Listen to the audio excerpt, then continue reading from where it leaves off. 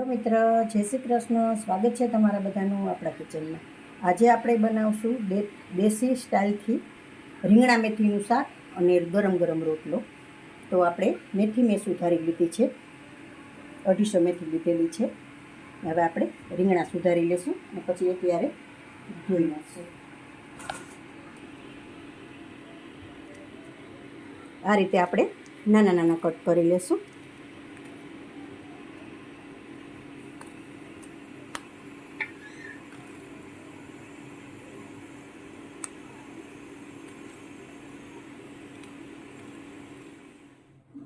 સારી રીતે ધોવાઈ અને લઈ લીધું છે અને 2 ટમેટા મેં નાના નાના કટ કરી લીધા છે. હવે આપણે વઘાર મારી દઈશું. તો તેલ પણ 2 ચમચા મેં લીધેલું છે ને એ પણ આવી ગયું છે તેલ. હવે આપણે વઘાર મારી દઈશું. અડધી ચમચી હિંગ, લસણ ઝીણું ઝીણું સુધારેલું છે,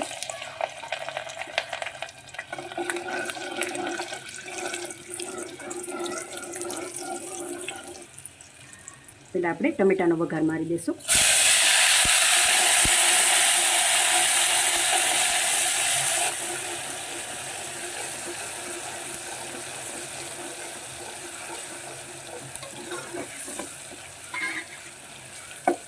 આપણે મસાલા આમાં જ કરી લઈશું.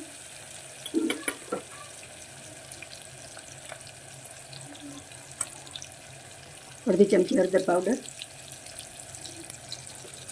1.5 ચમચી મરચું પાવડર,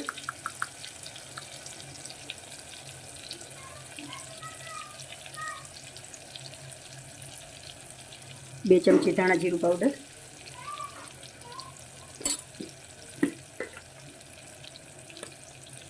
1 ચમચી નિમક,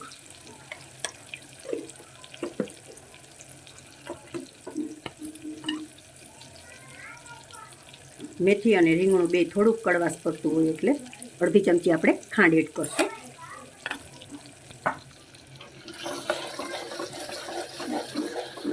સારી રીતે મિક્સ કરી લેશું.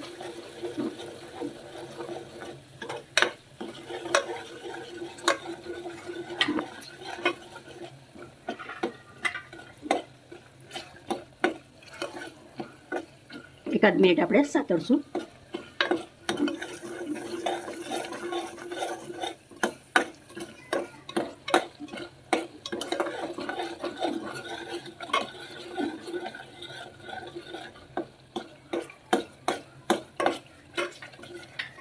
હવે આપણે આ રીંગણાને મેથી એડ કરી દઈશું.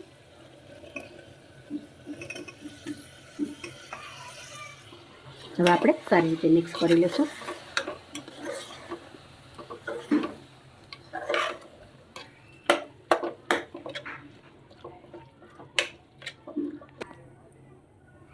મસાલા આપણા સારી રીતે મિક્સ થઈ ગયા છે. તો 2 મિનિટ આપણે આમ જ આપણે સાતળવા દેશું એટલે બધું સરસ આમાં મિક્સ થઈ જાય અને ચડી જાય મસાલા.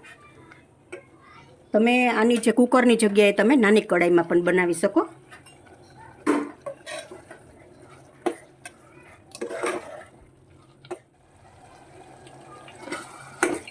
સારી રીતે મિક્સ બધા થઈ ગયા છે મસાલા. તો હવે આપણે પાણી એડ કરી દઈશું. પાણી આપણે થોડું એવું જ એડ કરવાનું છે, બહુ રસો નથી રાખવાનો.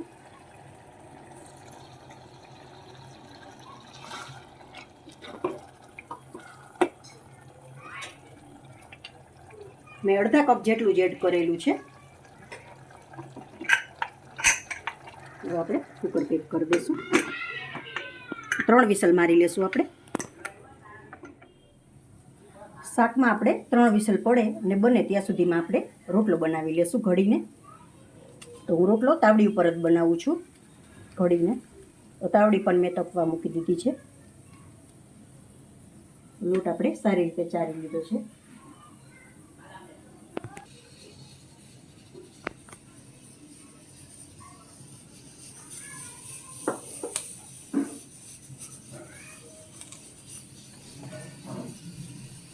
આપણે થોડું થોડું પાણી એડ કરતા જશું અને લોટ આ રીતે બાંધી લેશું.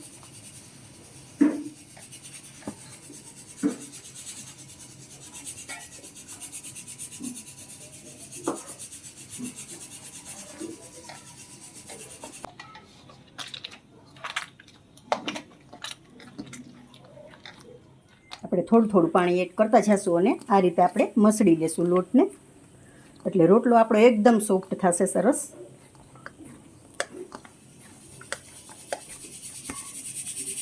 આ રીતે આમ પાણી લેતું જવાનું અને મસળતું જવાનું.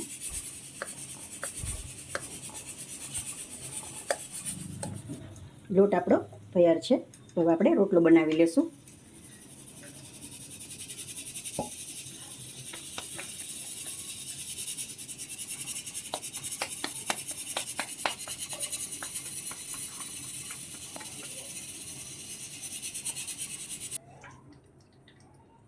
હું થોડો આમ બાજરાનો લોટ લગાવું છું, એટલે હાથમાં રોટલો ન ચોટે અને રોટલો પણ આપણો વ્યવસ્થિત થાય.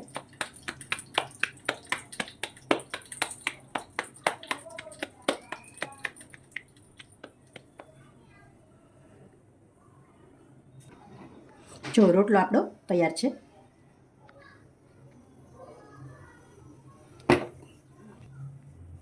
રોટલાને આપણે સારી રીતે શેકી લેશું.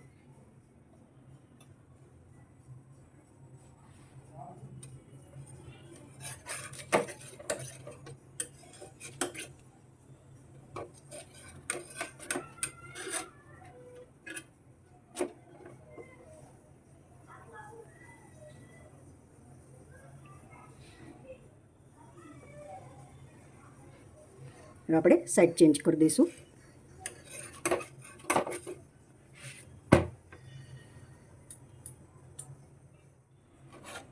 રોટલાને આપણે સાઈડ ચેન્જ કરી દીધી છે. જો એકદમ સરસ થયો છે ફૂલીને.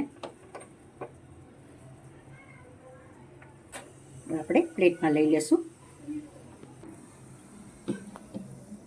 રોટલો આપણો તૈયાર છે અને પ્લેટમાં લઈ લીધો છે. હવે આપણે ઘી લગાવી દઈશું.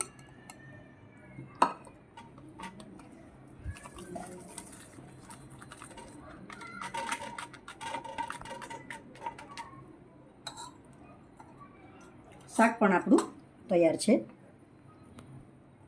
એને વાટકામાં લઈ લેશું આપણે. શાક આપણું તૈયાર છે. શાક આપણે બાઉલમાં લઈ લેશું.